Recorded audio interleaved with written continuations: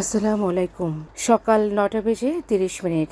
আজ সোমবার। বাংলাদেশ বেতার কক্সবাজার স্থানীয় খবরে স্বাগত জানাচ্ছি জ্যোৎস্না ইয়াসমিন। আসন্ন ত্রয়োদশ জাতীয় সংসদ নির্বাচন ও গণভোট পর্যবেক্ষণ করবেন ৮১টি দেশি নিবন্ধিত সংস্থার ৫০,৪৫৪ জন পর্যবেক্ষক। এছাড়া নির্বাচনে বিদেশি পর্যবেক্ষক থাকবেন প্রায় ৫০০ জন। রোববার রাজধানীর একটি হোটেলে কূটনৈতিক মিশনসমূহের প্রধান, বাংলাদেশস্থ জাতিসংঘের সংস্থাসমূহের প্রতিনিধি এবং সংশ্লিষ্ট ঊর্ধ্বতন সরকারি কর্মকর্তাগণের উপস্থিতিতে এক ব্রিফিংয়ে তথ্য জানান নির্বাচন কমিশনার ইসি ব্রিগেডিয়ার জেনারেল অবসরপ্রাপ্ত আবুল ফজল মোহাম্মদ সানাউল্লাহ। গতকাল সন্ধ্যায় ইসি সচিবালয়ের পরিচালক ও তথ্য প্রদানকারী কর্মকর্তা মোহাম্মদ রুহুল আমিন মল্লিক স্বাক্ষরিত এক সংবাদ বিজ্ঞপ্তিতে এ তথ্য জানানো হয়েছে। তিনি জানান, ত্রয়োদশ জাতীয় সংসদ নির্বাচনে ৫১টি রাজনৈতিক দল অংশগ্রহণ করছে।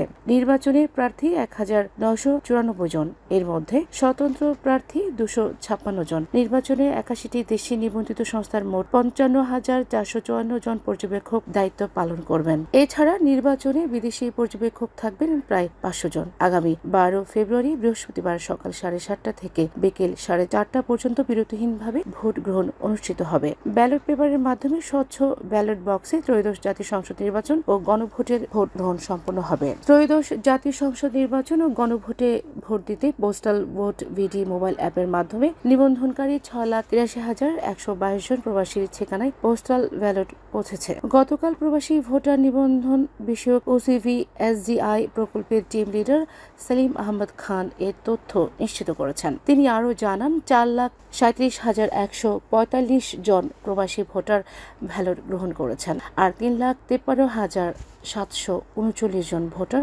ভোটদান সম্পন্ন করেছেন। প্রবাসী ভোটার কর্তৃক সংশ্লিষ্ট দেশের পোস্ট অফিস বা ডাক বাক্সে জমা দেওয়া হয়েছে ২,৮৪,৪৩১টি ব্যালট। ইতিমধ্যে বাংলাদেশে পৌঁছেছে ১৬,২৭৪টি পোস্টাল ভোট। ত্রয়োদশ জাতীয় সংসদ নির্বাচন ও গণভোটে ভোট দিতে পোস্টাল ভোট ভিডি অ্যাপের মাধ্যমে দেশে এবং প্রবাসী মিলে ১৫,৩৩,৬৮৩ জন ভোটার নিবন্ধন করেছে।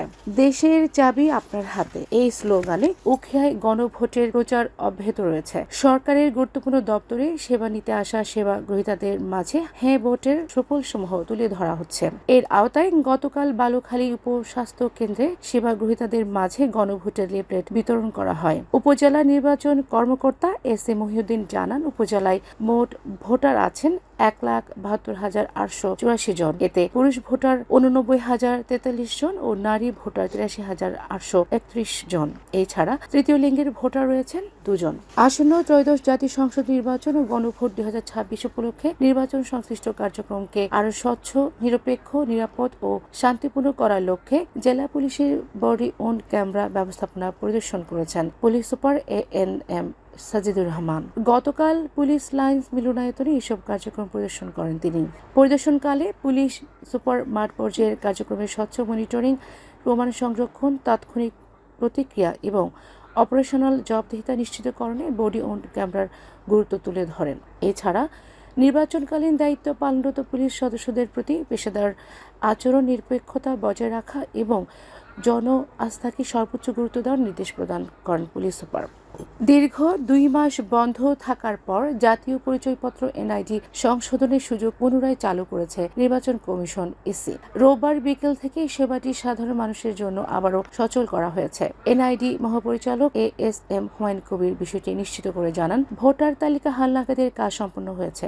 এখন থেকে আগের মতোই স্বাভাবিকভাবে NID সংশোধন করা যাবে। মহাপরিচালক বলেন, আসন্ন নির্বাচনকে কেন্দ্র করে পোস্টাল ভোটের ওসিভি ও IPCV নিবন্ধন ও প্রার্থীদের তালিকা চূড়ান্ত করার মতো বড় কাজগুলো চলছিল। এই জটিল টেকনিক্যাল কাজগুলো চলাকালীন NID সংশোধনের ডেটাবেস সাময়িকভাবে বন্ধ রাখা হয়েছিল। এসব কাজ সফলভাবে সম্পন্ন হওয়ায় নির্বাচন কমিশন স্বাভাবিক কার্যক্রমে ফিরে এসেছে। উল্লেখ্য, জাতীয় নির্বাচনকে কেন্দ্র করে তথ্যের সুরক্ষা নিশ্চিত করতে এবং NID সংক্রান্ত যেকোনো অপব্যবহার বা ভুল তথ্য পরিবর্তন ঠেকাতে গত বছরের ২৪ নভেম্বর থেকে কার্যক্রম বন্ধ রেখেছিল ইসি। আবহাওয়া এখন জানিয়ে দিচ্ছি বাঁকখালী নদীর মোহনা সংলগ্ন এলাকার সামুদ্রিক জোয়ার ভাটার সময়সূচি। আজ জোয়ার শুরু হবে সকাল ৯টা 3:45 চলবে বিকেল 4:40 পর্যন্ত। সবশেষে পর্যটক বার্তা। পর্যটন নগরী কক্সবাজার আগত ভ্রমণ প্রিয়াসুদের সাগরের পানিতে নামার পূর্বে সাবধানতা অবলম্বন করার জন্য অনুরোধ করা হচ্ছে। যার সাঁতারে দক্ষ নন তাদের পানিতে বেশি দূর যাওয়া উচিত নয়। ভাটার সময় স্রোতের সাগরমুখী টান প্রবল হয়, সাগরের গভীরে ভেসে যায়, এমনকি প্রাণহানির আশঙ্কা থাকে। সেই সাথে পর্যটকদের স্বাস্থ্যবিধি মেনে চলার পরামর্শ দেওয়া হচ্ছে। খবর শেষ হলো। আমাদের পরবর্তী খবর প্রচারিত হবে আজ দুপুর 2:30